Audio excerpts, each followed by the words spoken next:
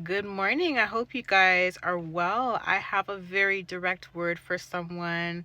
It's very specific. Okay. So you're not tripping. You made the right decision. You did the right thing. The Lord confirmed this morning that you did the right thing. And the person this word is for, they were questioning whether, their disconnect was a bit too harsh.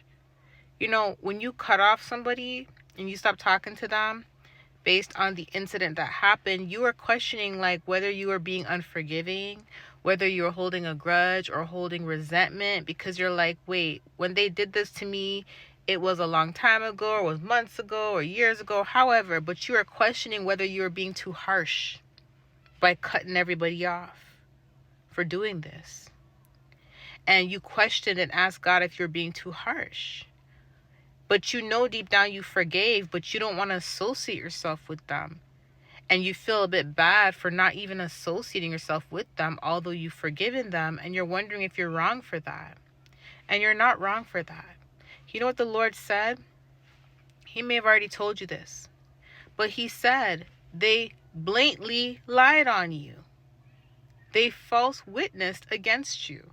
They blatantly lied on you. See, it's a difference when somebody, repeats something that they heard and they think it's the truth, and they don't know that they're lying by speaking about something that's untrue based on what someone else said, versus someone who is blatantly lying on you, as in they know it's not the truth. They know what they're saying is not right. They know the damage it can cause to your name, to your reputation. They know it can create damage, but they blatantly lied. They blatantly lied. And it's not just one person. The Lord told me that you cut ties with a group of people, whether they were associated with each other or knew each other or family or friends or whoever, but you cut ties with this group of people because they all blatantly lied and they all false witnessed against you. And when a group of people are coming together and false witnessing against you, that means they're all coming to agreement with that lie. Because let me tell you guys something. False witnessing is very damaging. It's very damaging, right? If false witnessing was not that bad, that would not be one of the things that are very detestable to the Lord. It says there's 7 things the Lord hates, 6 that are detestable to him. And one of them is false witnessing, because false witnessing is damaging. Remember, when they were about to, crucify Jesus on the cross, they were looking for people to come forth who witnessed the crimes that he committed, and he never did anything. And this woman came and false witness. This woman came and agreed to what the enemies were saying about Jesus. Although she knew she was lying, she agreed with them. And that is damaging, because some people, they may not 100% believe something until false witnesses come forward, and then they're going to believe it, because a lie is more convincing when a lot of people are in one accord. A lie is more convincing when more than one person is agreeing to the lie. People are most likely going to believe the lie because there's others who are agreeing with it. And the way how the human mind operates is, a lot of people, they'll say to themselves, well, if a group of people are saying the same thing, then it must be true. That's how people think nowadays. So when people come together and they all come into an agreement to lie, blatantly lie on someone, they know that it's going to be convincing to those who are not involved, or to those who are on the outside. They know it's going to be convincing if more than one person comes together. And that is plotting. That is like organized crime. When a group of people agree to come together to lie because they know that them coming together is going to be convincing, that is a group of people that know what they're doing. They know what they're doing. That is plotting and scheming.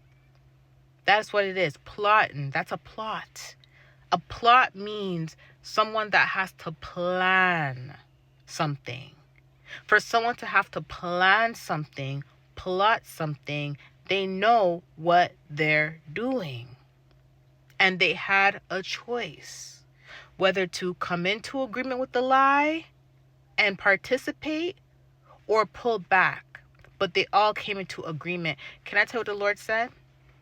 These people are being convicted right now because they know they lied on you. They know they came together as a group to lie on you. They know they came together to false witness, and you did nothing wrong to deserve it. But they did this to either cover their tracks, or they did this to make you look like something you're not. So you choosing to detach yourself, distance yourself, right? You are doing the right thing. You did absolutely nothing wrong. And you should not feel bad or even question if you're being too harsh for protecting yourself. You should never question if you're being too harsh for protecting your peace, for keeping your distance from people who went out their way to blatantly plan a lie. You are not over-exaggerating. You did the right thing. You did the right thing. Of course, forgive. Forgive the situation. Forgive what went down. But if you don't ever want to speak to them again, you don't have to. And the Lord is not expecting you to. The reason why it's so heavy on your mind and you're even reanalyzing everything that went down and you're questioning if you were too harsh for distancing yourself, etc., is because it's being brought back up right now because these people that did this against you, they are being convicted for it.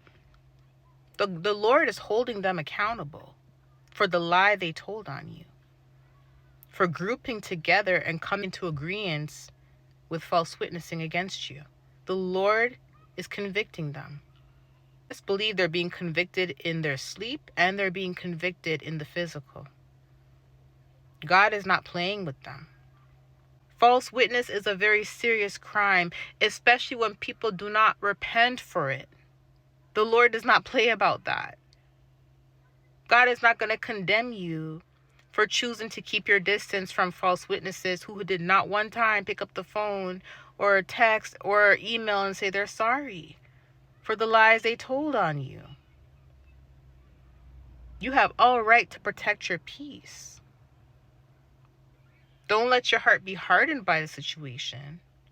Don't be unforgiving about the situation. But you have all right to not talk to them ever again if you don't want to. And to be honest, I wouldn't. I would not, because the way how I see this, if I can't trust you, there's no need for me to associate myself with you. And a person that will sit there and blatantly lie on you and not apologize for it cannot be trusted. Okay? So the Lord is confirming to you that you are not over-exaggerating. You are not too harsh for distancing yourself from false witnesses. You're actually doing the right thing.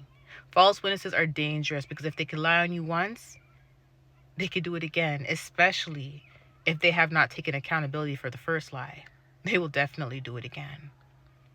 Okay? So I'm giving you this confirmation. I love you guys. I'll talk to you soon. Bye.